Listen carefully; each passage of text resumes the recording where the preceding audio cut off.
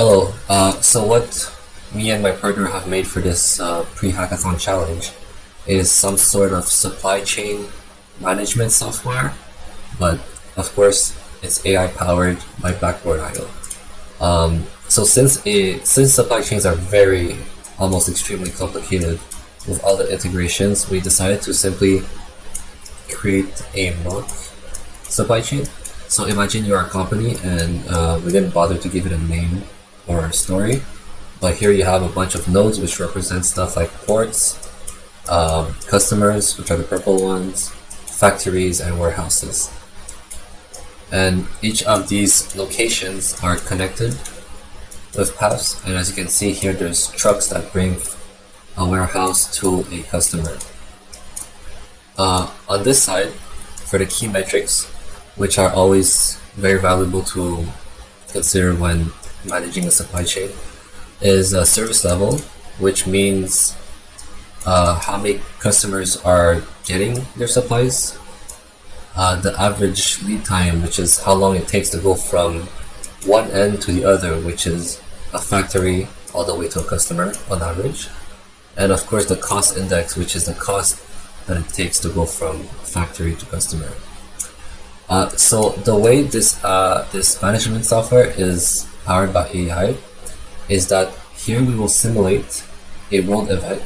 So for example, there is an earthquake somewhere in, let's say, China, and so this warehouse becomes broken, and suddenly we don't know what to do. We don't know what is the optimal or safest way to keep our supply chain network working and optimal. So this is what the AI agent is for. It's just gonna recommend. It's gonna predict what can happen if a node is disabled, and it's also gonna recommend a solution for it. So here I'm gonna click this button, generate event, and while we wait, the way it works is that it uses Blackboard IO's web search to find some recent relevant events, and then it will use Blackboard again, but this time for another agent, which, based on the news, will do an analysis and see how it affects the current supply chain. So as you can see, these four nodes, these four locations have been hurt by a typhoon in Asia Pacific. And if you verify that it makes sense, yeah, so Taipei, Shenzhen, Shanghai, and Hong Kong are affected, but places like Germany and the USA are not affected. Yes, so this makes sense. So before we go into the recommendations, I want to bring attention to the key metrics which have been affected by the typhoon. And those metrics, the way it works is that, let me just show you actually. So the agent returns mutations to the graph.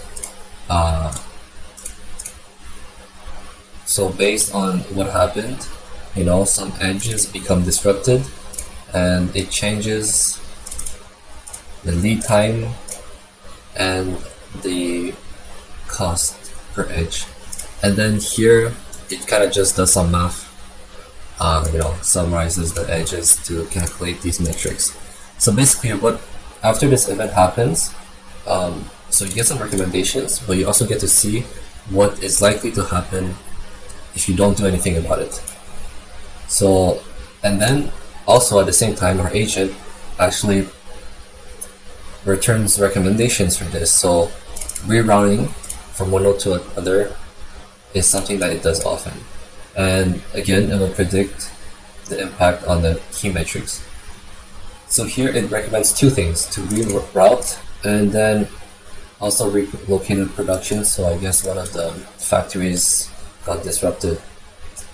So they're gonna decide for some other factory in Hamburg to start producing what they used to produce. Again, supply chains are very complicated, but this is I'm gonna skip this part. And now we get to accept or not the changes. Let's do it. And as you can see, they stay disrupted, Key metrics are updated based on what the AI predicts. And yeah, so if you're wondering how some of these features are implemented, like how can we actually rely on the agent to decide where to properly relocate the disrupted factory? So like